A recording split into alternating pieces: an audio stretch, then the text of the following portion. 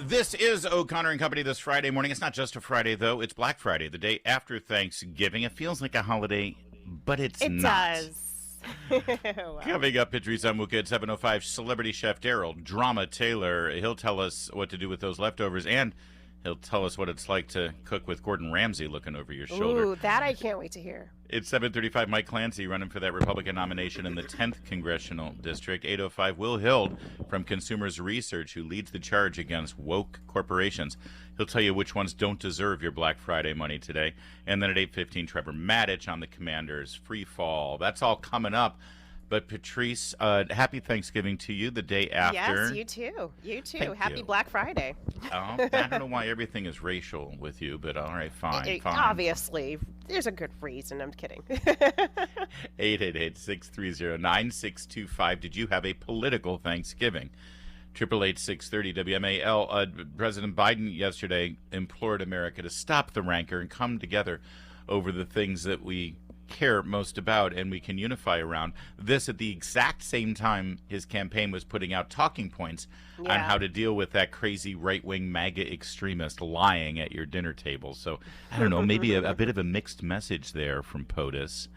It's what he always does. So well, we did not have any political rant. First of all, Meredith does not like talking politics at any social family occasion.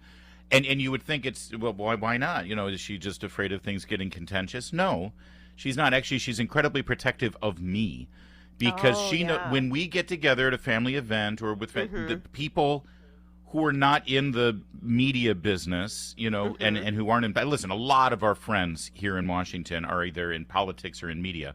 But when we go out and visit our family, they're not. You know, they have regular lives and regular jobs. But when I come to the table, they all are dying to talk politics. They're all dying. You know, it's like having their and Meredith is like, no, Larry's not going to do a private talk show for you. This is his holiday. It's his day off. So she's really sweet that way. She's very protective. And of course, I don't mind talking about it. Awesome. I enjoy doing it. But we didn't.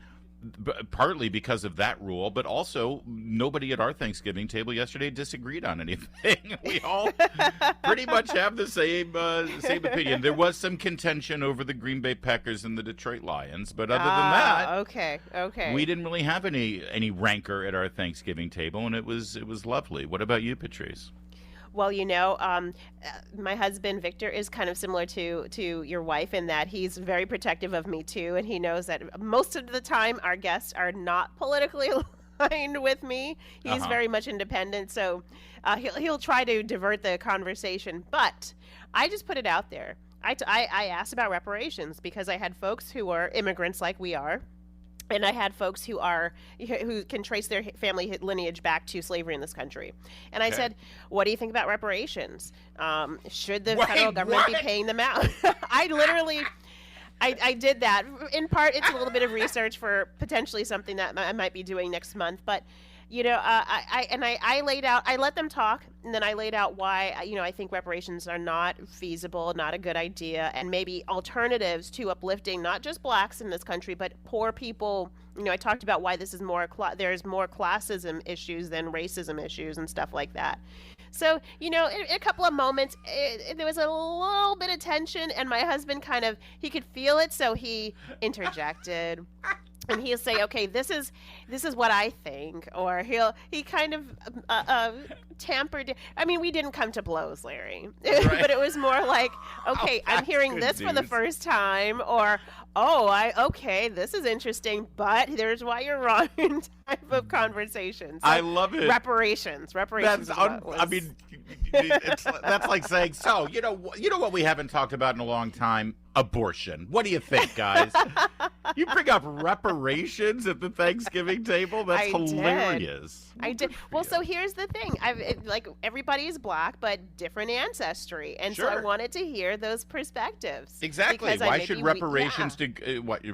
Many people would argue. In fact, many people who are proponents of reparations believe that only those people who can show a direct line of a descendant from slaves. Actual slaves should get reparations. Here you're talking to predominantly immigrant African Americans, like literally from Africa, No, just call us recently blacks. African Americans. We don't take on African Americans because. Well, I that's just understand, a but if thing. your husband's Yeah. literally from Africa, Yeah, and I'm literally from the and Caribbean. you're like really we're, you're a Caribbean yeah. American, exactly, and I'm Yeah. literally from Detroit. I should get more reparations than all y'all. All right, did it? So did you throw a bomb like Patrice did? How's the mashed potatoes? Oh, and what do you think of reparations? Unbelievable, Patrice. 888-630-9625. Did it get contentious? Was there politics at your table? Who started it? Who finished it? Chris and Marshall. We'll start with you, Chris. You're first up here. Good morning and happy Thanksgiving. Hey, Chris. Hey, There you are. Hey, Chris. Yep. What's up? I'm here. Okay, go ahead. Oh, I'm sorry. I didn't know. I'm on the air. I'm sorry. I didn't get that. Yeah, I think that we've done each other a really big disservice by avoiding discussions of politics and sex and religion. We've generated an entire generation of people that don't know how to do that civilly. Well, We went if to I can 3 jump in different here events. for a quick second, Chris, and I am going to let you finish, but nobody here ever mentioned sex. Now, I mean, I don't know where that's coming from, and I don't want you to be misconstrued, but we talk Maybe about he sex means- constantly at Thanksgiving. It's like a porn table, basically. There's nothing but sex talked about at all times.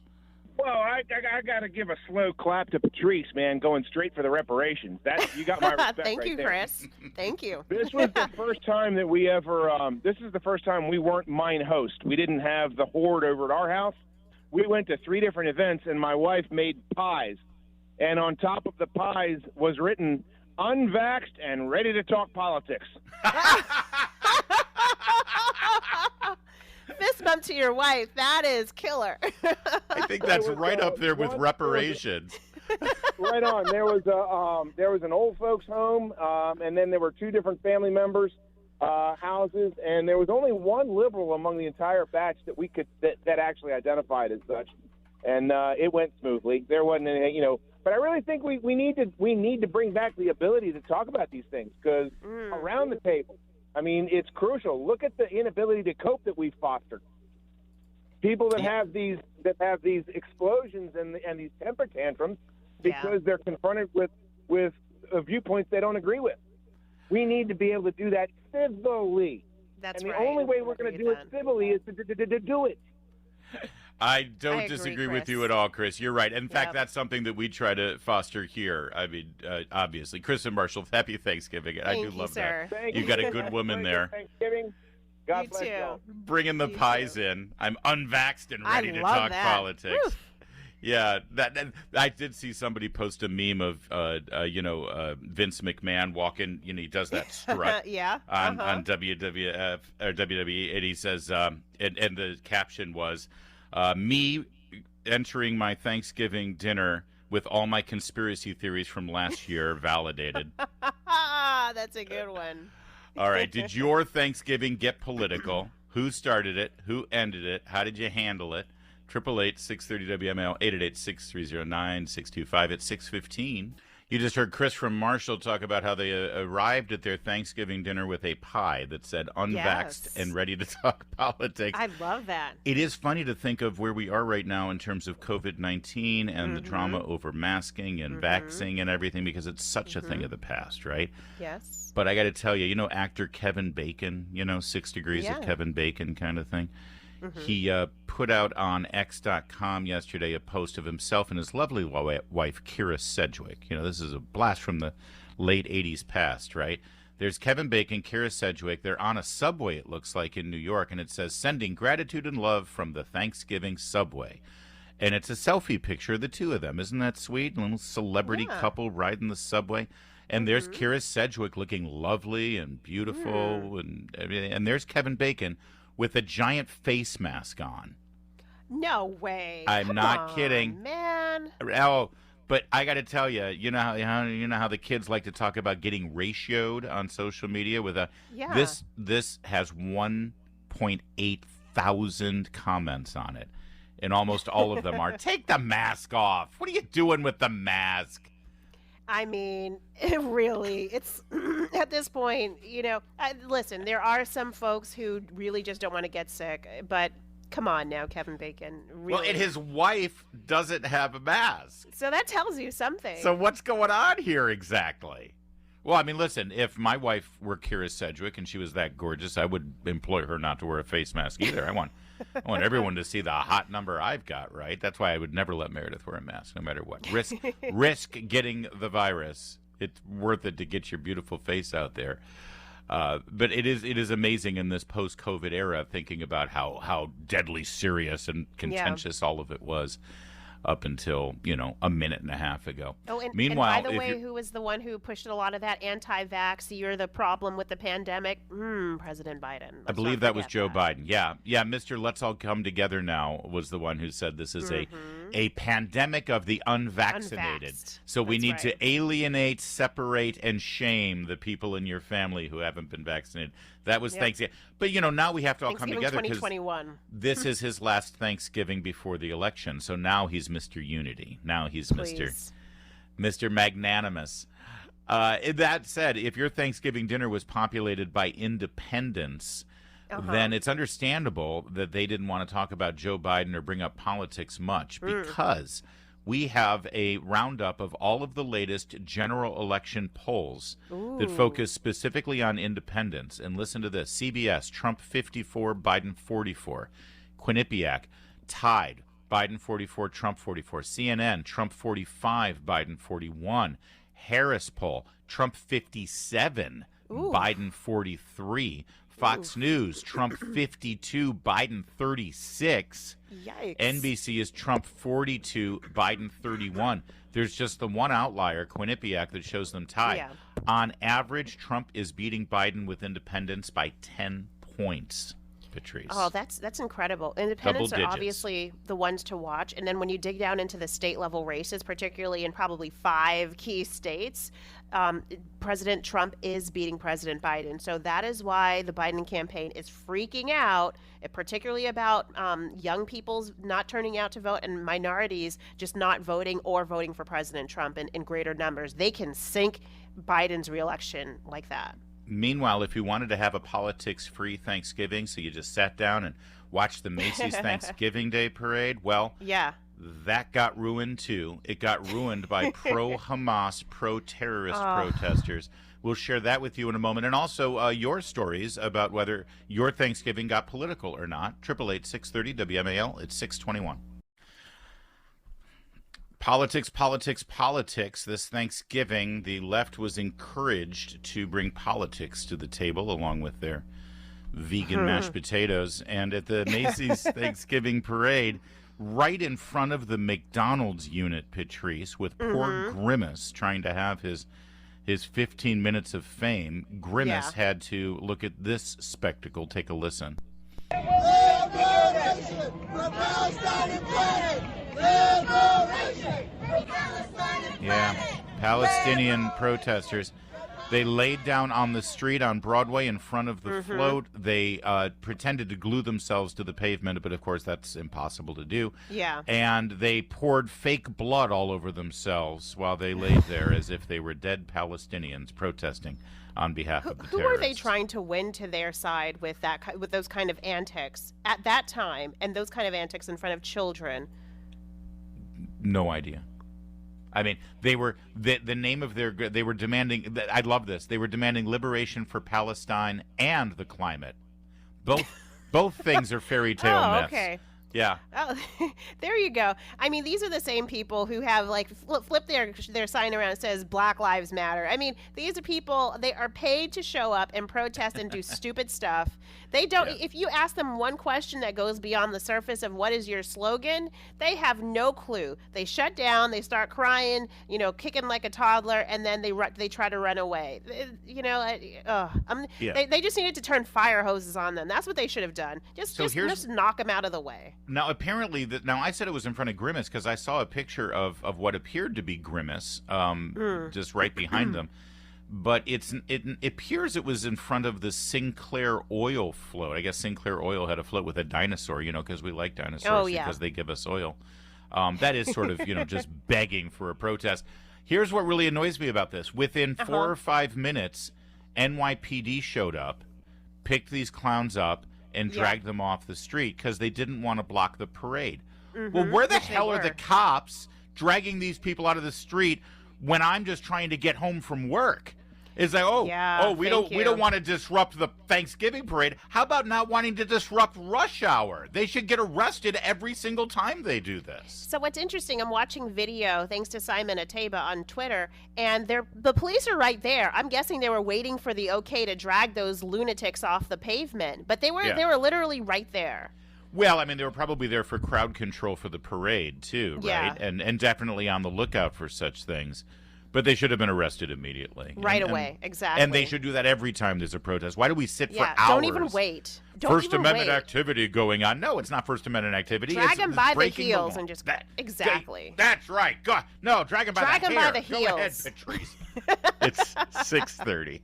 It is 6:37 now on O'Connor and Company. This Black Friday observed. It's the day after Thanksgiving, and we just love naming things. It's 7:05. Celebrity chef Daryl Drama Taylor will tell you what to do with those leftovers. 7:35. Mike Clancy running for Congress in the Virginia's 10th district. 8:05. Will Hild of Consumers Research tell you what companies to avoid, sadly, because of their wokeisms. And then at 8:15, Trevor Maddich on the Commanders' complete and total disintegration. That's all coming up. I'm Larry O'Connor. She's Patrice Onwuka. Patrice, our friend, our colleague, Julie Gunlock, Yes. is on a fabulous family vacation this week. Oh, wonderful. In Ireland. Yeah. She is visiting Ireland, and she flew into Dublin, and then she spent her most of the time over in Western Ireland. And she's enjoying herself. I checked in with her yesterday, saw that they ate Thanksgiving dinner at a pub, which That's is just kind of fun. cool. Yeah. It's kind of fun, yeah. Wonderful. Great way. And apparently, I know where she is. I was just visiting there in August, by the way, in the village she's in. The pub loves Americans. They put the American flag out there and said, hey, all wonderful. Americans welcome. We've got a Thanksgiving special for you. So that's very sweet.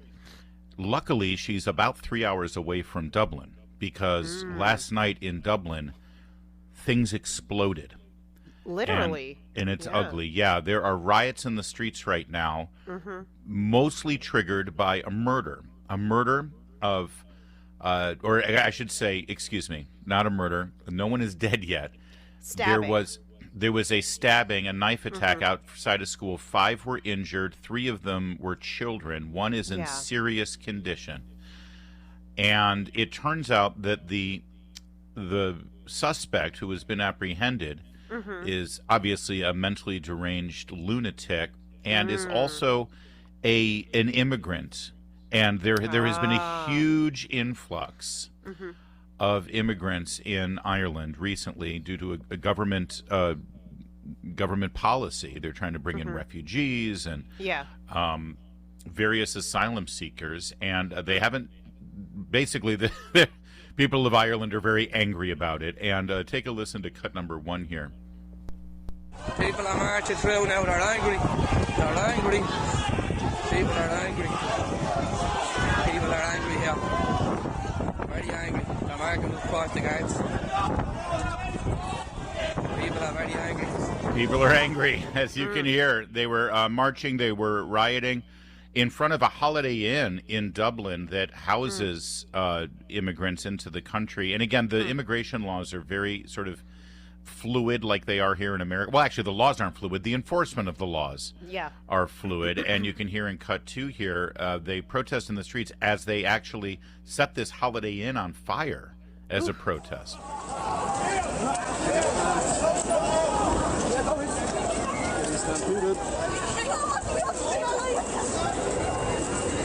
Now, the police appear to be blaming far right-wing extremist rhetoric for the violence. Now, let me just pause for a minute here. This could very well be inspired by people's anger and frustration over the immigration with policies. the policies. And if that boils over into violence and looting and rioting and arson, that's terrible, all right? But what's remarkable to me here is elected officials and law enforcement immediately blame the political rhetoric, where we had Black Lives Matter protests and violence and looting and arson, And it happened here, of course, in America. But those riots also took place overseas. They took place in Dublin. They took place in London. And you never heard elected officials and law enforcement blame the political rhetoric from the activists for inspiring that violence. That violence, first of all, they denied even happened, right? It was fiery but mostly peaceful.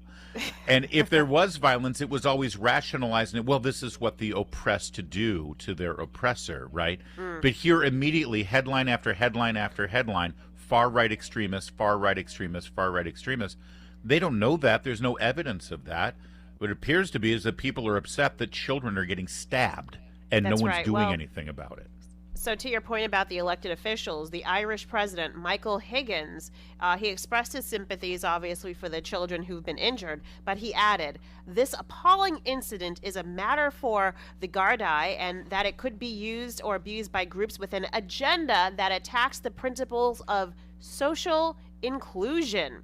That's reprehensible and deserves condemnation by all those who believe in the rule of law and democracy. So, to your point, the Irish president is saying, oh no, it's people who are against social inclusion.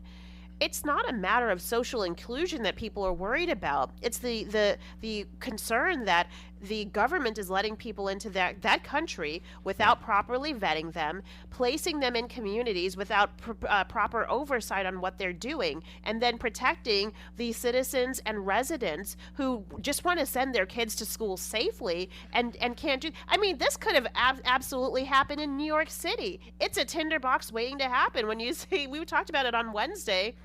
You know, the poor people in New York City, they were behind the illegal immigrants and getting free turkeys, right? So, you know, you're putting illegal immigrants in schools, displacing kids from their education, from their football fields. Well, what happens when you start putting people who you don't know have criminal records and are human traffickers next to you in schools or in place vicinities where they're young kids and they start getting abused or sexually assaulted, God forbid? This can happen here. It's going to breed obvious resentment, and that resentment is then compounded when you find out that they're here illegally, that they broke our laws illegally. to be here. That's right. And literally have no right to be here. And the Conor government McGregor, is doing nothing. MMA legend Conor McGregor from UFC, he is an Irish citizen, of course. He lives in Ireland. He took to social media and he said this: innocent children ruthlessly stabbed by a mentally deranged non-national in Dublin, Ireland today. There's a grave danger among us in Ireland that should never be here in the first place, and there has been zero action done to support the public in any way, shape, or form with this frightening act. Make change or make way. Ireland for the victory. God bless those attacked today. We change. And that got a lot of response. People are now calling for Conor McGregor to run for office in Ireland.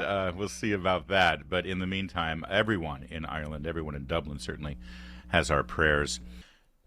It's Critter News time, Patrice Onwuka, and we do love our Critter News. We do. Don't we? Yeah, we do. We do. Well, this one is brought to you by our friends at PETA, People for the Ethical Treatment of Animals. We love them, don't we? Well, they're good for a laugh. They put out a post yesterday on X.com. It says, we're lucky turkeys would never do this to us. You don't have to do it to them either. And this to us is referencing, of course, killing them and eating them for our pleasure and nutrition on Thanksgiving Day. And it is accompanied by a piece of artwork that shows a family of turkeys dressed up like humans. They're like anthropomorphic turkeys. They're all holding hands at a dinner table and saying a prayer. So I guess turkeys believe in God. And at the center of the table is what appears to be a dead, naked human being with its head chopped off. And female, it's sort of, by the way. That's a woman's body. Is it? Are you sure? Yeah. I mean, I can see the turkey. I can't tell from this angle. All right. I'm pretty sure I don't see what would. Yeah. I would hate to misgender this dead headless human being that's about to be devoured by turkeys.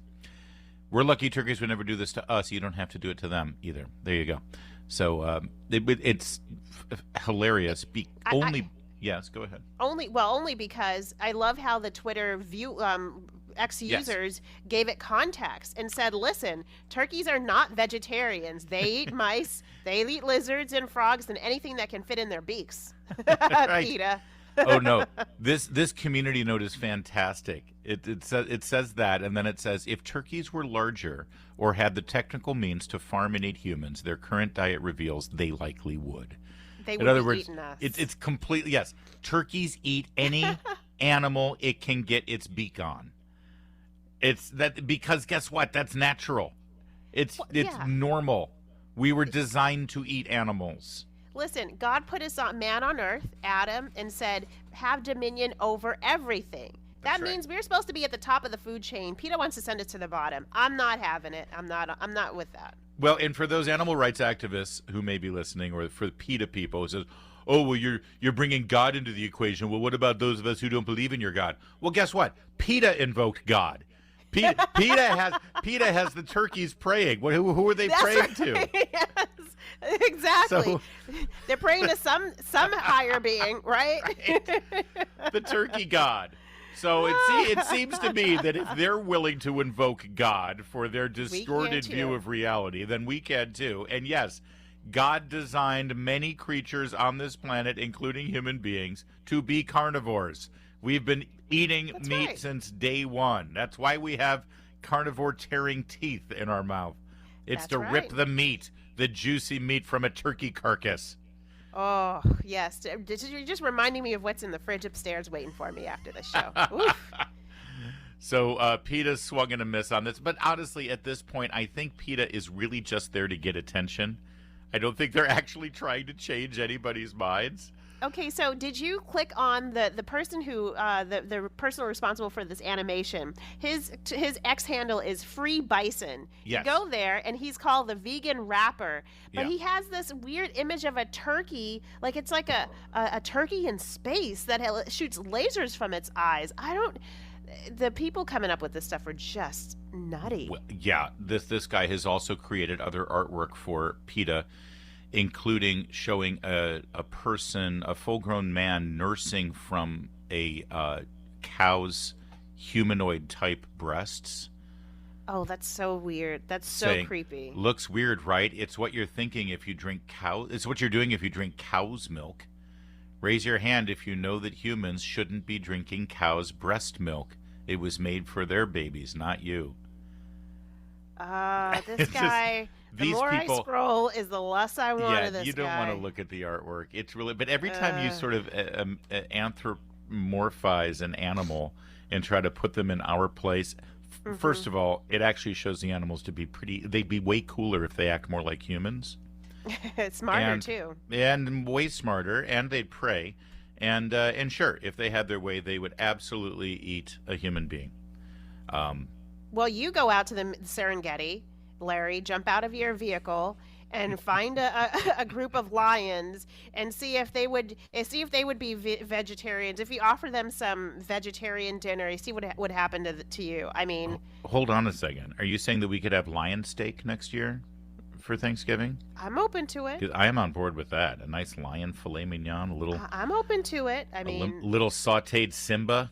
Oh, that sounds good. It's 6:53.